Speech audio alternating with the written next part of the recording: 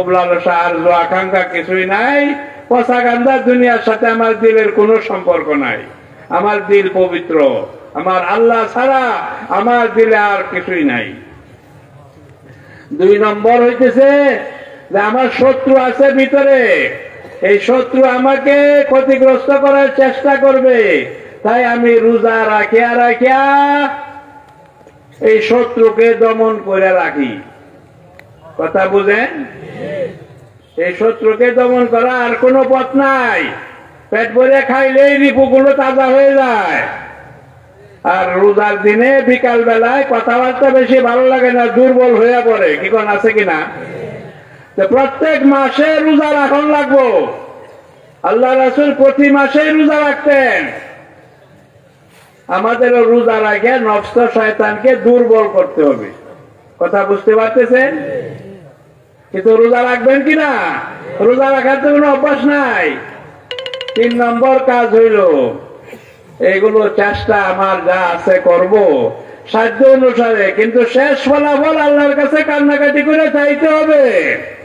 আল্লাহ সাহায্য ছাড়া এই দিলকে পবিত্র রাখার আর কোনো রাস্তা নাই।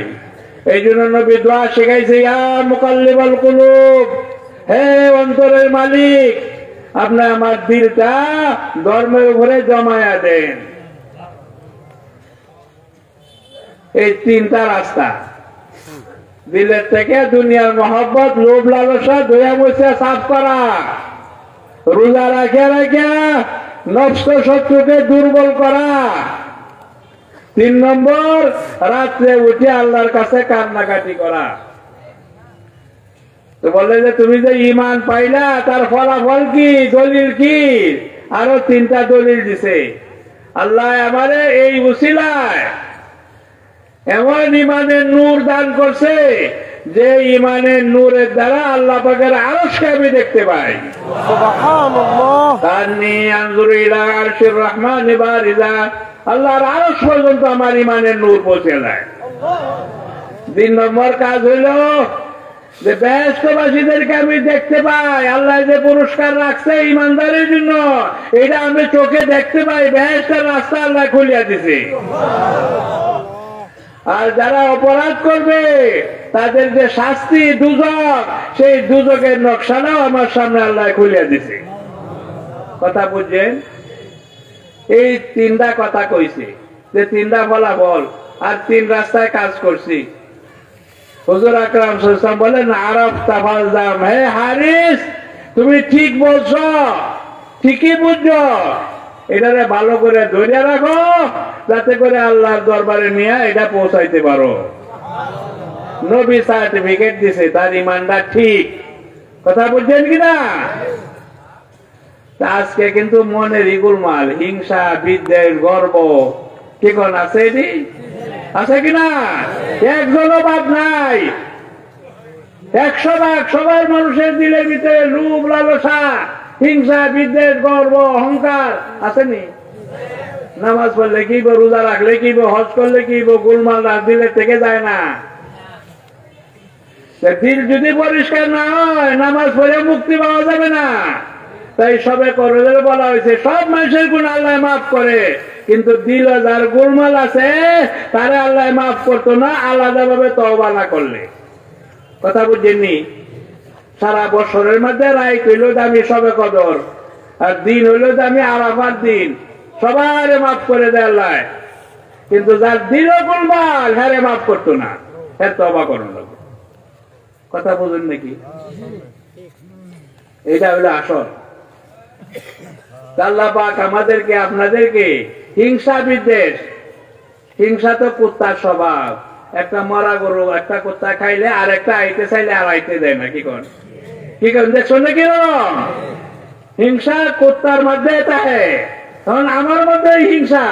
ও আমার ভাই ভালো হয়ে গেছে, তার পোলাপান শিক্ষিত হয়ে গেছে, তার সম্পদ হয়ে গেছে, হ্যাঁ শুকনো সুখে চলে, এখন এটা আমার দিকে সহ্য হয় না। অর্থটা কি? আল্লাহ ভুল করছে, আল্লাহ আমার বাইরে বেশি দিল, কিন্তু আমার দলের কামাছি।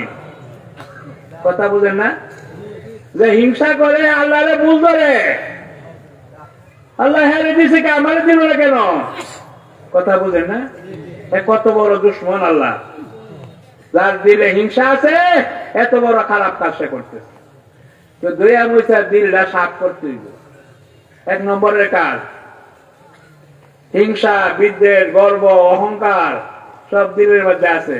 আর একটা কি আছে, আমি যেটা বুঝি এইটাই ঠিক, এইটাও শিরিকের কাজ।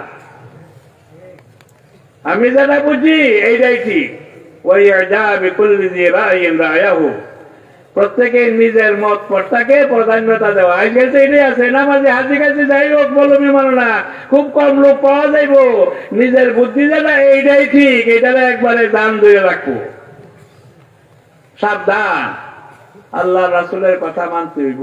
আমার বুঝে যদি আসে নাও আসে, বুঝার চেষ্টা করব। কথা বলেননি, চেষ্টা করবো নি।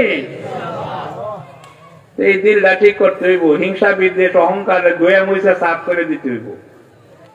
আন্ধারের নামাজ রোজা কাজ হইতো না, হজ করলেও কাজ হইতো না, কোরআন শরীফ পড়লেও কাজ হইতো না। এটি কাজে লাগবো দিলটা সাফ হইলে। এই জন্য দিলের কথা আগে বলছি, এটা সবার মধ্যে আছে। নামাজ দাঁড়ালে মন ভয় না কেন? সারাদিন তো এটা চিন্তা করি, জুলুম করছি। নামাজ আল্লাহু আকবার করলে কি বুঝাতে হয়েছি না, এর লেগে মনের মধ্যে ব্যবসা বাণিজ্য, বিবি বাচ্চা কি কোন আছে না? এটি আছে কিনা? 100 মানুষেরই আছে। আল্লাহু আকবার করে চিন্তা করে গেলে কি ভিতরে দিলের মধ্যে দুনিয়া ওই আছে নাকি? সারাদিন চিন্তা করলে যাইতো না, এটা তো বাইর করছি না, এটা বাইর করে নিলে চেষ্টা করার লাগবো। এটার লেগে চেষ্টা আছে। আল্লাহর কথা বেশি বেশি শুনার লাগবে, এটা কেউ করি না। প্রত্যেক দিন আল্লাহর কথা শুনার লাগবো। এইরকম শুনতে হইব, আল্লাহর কথা শুনতে শুনতে আল্লাহর নামটা দিলের মধ্যে বৈশা করব। 1 মিনিটের লাগেও দিলের থেকে আল্লাহর নাম সরব না। কথা বুঝেননি? এটা কাম করতে হইব। নামাজের দাঁড়াইলে দিল আইয়ে না। দিল আইব কেমনে? আমরা দিল তো অন্য জায়গায় ব্যবহার করছেন, জুলুম তো আপনিই করছেন, দিল তো নষ্ট করে রাখছেন। আল্লাহ তো দিলটা ভালো করে দিয়ে বানাইছিল। ছোট বাচ্চা যখন দুনিয়াতে আসছিল ইমানদার হয়ে আসছিল। কাফির বেদিনের ছেলে মেয়ে বালি ঘর আগে মারা যায়, ব্যস্ত যাইব, কারণ বালি ঘর আগে তো কোনো গুণা নাই। প্রত্যেক মানুষ দুনিয়াতে ইমানদার হয়ে আইছে, পরে আমরা বড় হইয়া উল্টা পথ হই। কথা বুঝছেন নাকি? দিলটা ঠিক করতে হইব। এই গোলমাল সবারই আছে, এটি বিস্তারিত সময় নাই এখন। এই দিলের পরিষ্কার হইল 1 নম্বর কাজ।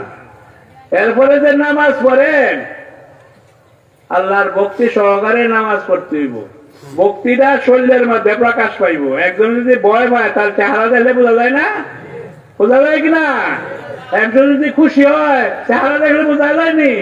তা আমরা যে আল্লাহরে ভয় পান, আল্লাহরে যে বড় মানেন, এটা আমরা শরীরেও সাক্ষী দেওয়ার লাগবো।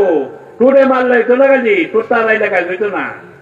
আল্লাহু আকবার যে কইছে, এটা শরীরের মধ্যে আল্লাহু আকবারটা বসাই হইব জড় সড় হইয়া। কথা বুঝেননি? এরপরে কি হয়, ছোট্ট গোলাম যদি আর কিছু না করতে হবে তা কাঁদলে দেয়। কি কান্দে না? আমরা চোখে যদি পানি নাই তো নামাজ আমাদের ঠিক হইছে না। এই নামাজের মধ্যে গান নাই। আমরা আল্লাহর বরত্ব, মহত্ব, আল্লাহর ভয় এটা দিল বইছে না এখনো। আল্লাহ রাসূল যখন নামাজ পড়তেন সিনার আওয়াজ বাইর হইত। সিনার থেকে পানি যেরকম বইলে উপরে ব্যাগের মধ্যে কল কল করে, এরকম 3 কাতার পিছন থেকে নবীর সিনার আওয়াজ শোনা যাইত। 1 নম্বরের গুণ কোরআন শরীফে। 2 নম্বর হইল চোখে যে পানি আইতো, শরীর যে আসর করছে, এই কোরআন শরীফ পড়ছে সময় পানি আইতো। হাদিসে আছে, ইন্না হাযাল কোরআন নাযালা বিল হাযান ওয়া ইযা কারাতুমুহু ফাবকু। কোরআন শরীফ পড়লে কান্দন লাগবো। কোরআন শরীফ পড়লে যে কান্দে না, এই কোরআন শরীফের ভক্তি ঠিক মতো করে না। এক সাহাবী কোরআন শরীফ হাতে লইয়া ইকরামা রাদিয়াল্লাহু তাআলা আনহু 3 বার বেহুশ হয়ে গেছে। আমার আল্লাহর কালাম, আমার আল্লাহর কালাম, আমার আল্লাহর কালাম 3 বার বেহুশ হয়ে গেছে। এই না, আল্লাহর ভক্তিটা দেখাইতে হইব, মুঠে বয়ে বললে হইতো না।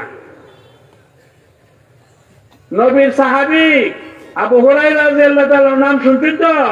আবু হুরায়রা সবচেয়ে বেশি হাদিসে বর্ণনা করছে। এই হাদিসের কথা কইতে যে আউয়ালু মা ইউকযা বিহি ইয়াউমাল কিয়ামা, পয়লা যে বিচার দেওয়া হইব হাসরের ময়দানে, এই তিন ব্যক্তির কথা, যে শহীদ, আলিম, দাতা, এই হাদিসটার কথা বয়ান করতে যায় আর 3 বার বেহুশ হয়ে পড়ছে। না, নামাজের কথা, কোরআনের কথা বুঝতে হইব তো। কোরআনের বক্তিতে হুশ হারায় ফেলছে, হাদিসের বক্তিতে হুশ হারায় ফেলছে। এখন তো আমাদের বরবর করে কোরআন ভরিয়া যায় আর হাদিস পরে একটা পড়া হয় না ঠিক মতো। কথা বুঝুন, হাদিসের কথা হয়েছে মৌলবী সারা বসে আছে, এটা নিজের মন করা না। কোরআন শরীফ ধরিয়া